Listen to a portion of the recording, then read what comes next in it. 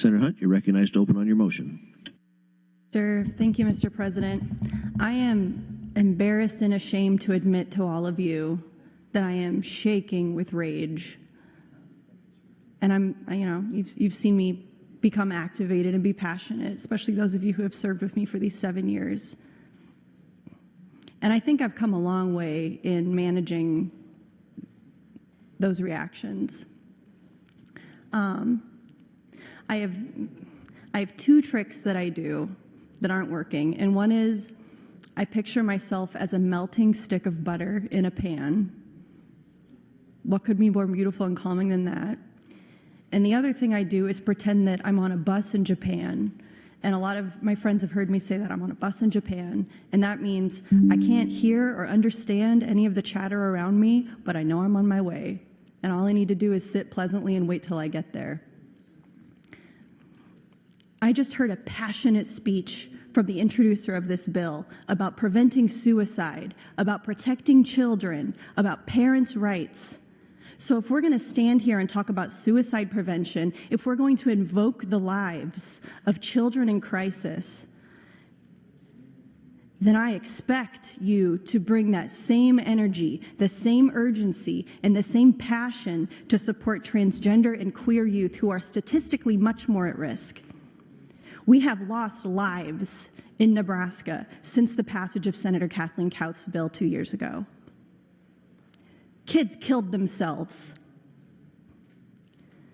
And if you are outraged enough to speak with fire about a parent's right to control their kids' access to use Snapchat, which you think the government needs to intervene to have them do, then I hope you're as fired up to defend the rights of a parent to call their child by the name that reflects who they are.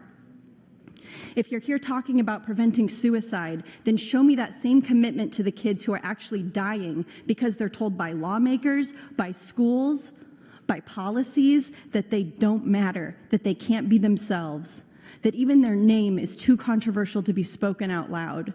Last night, a news story broke out of Florida that maybe some of you saw, that there's a teacher who's been fired from teaching school because she called a child by their preferred name.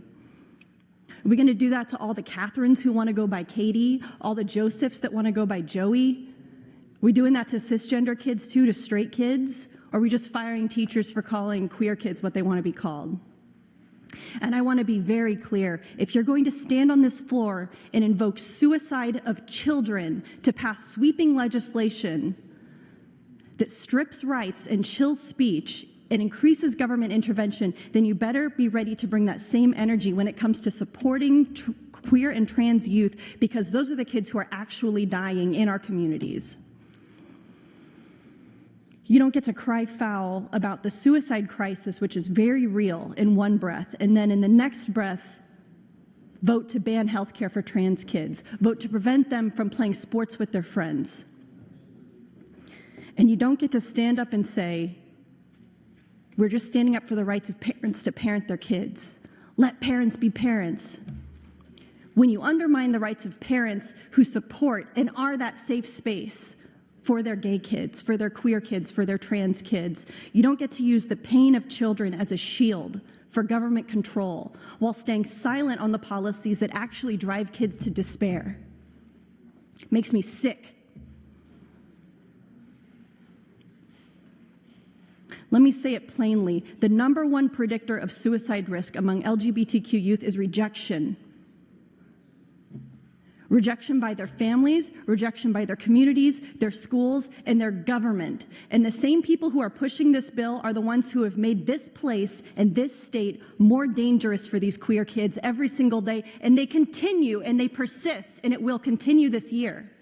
So if you are here about protecting children, by passing these little bills about what they can do on their little phones, protect all the children. If you care about mental health, invest in it. If you care about suicide prevention, listen to the experts who are telling you that acceptance of queer kids saves their lives. But don't come in here and use suicide as a political cover to pass more government expansion, more surveillance laws, whatever, while exposing or ignoring the real life-threatening consequences of your own policies.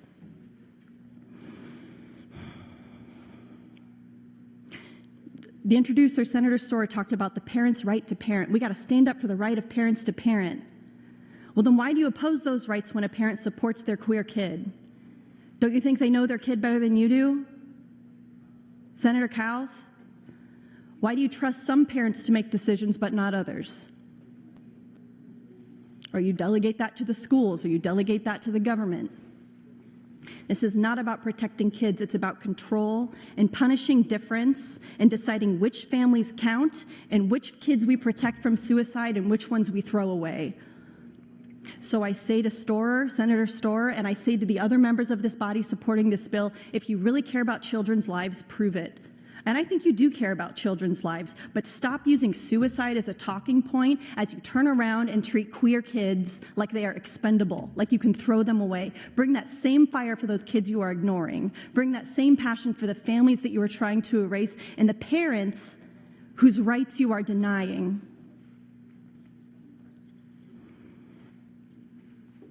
If you're outraged enough to speak with this kind of fire about a parent's right to control their child's access to Instagram, then I hope you're just as fired up to defend the rights of a parent's right to call their child by their own name.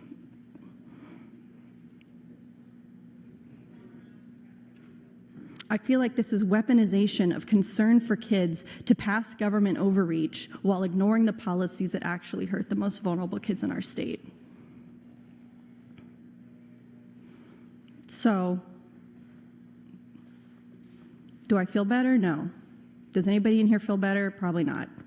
Everyone's all wound up. Makes me sick. Makes me sick what this place has become. Thank you, Mr. President.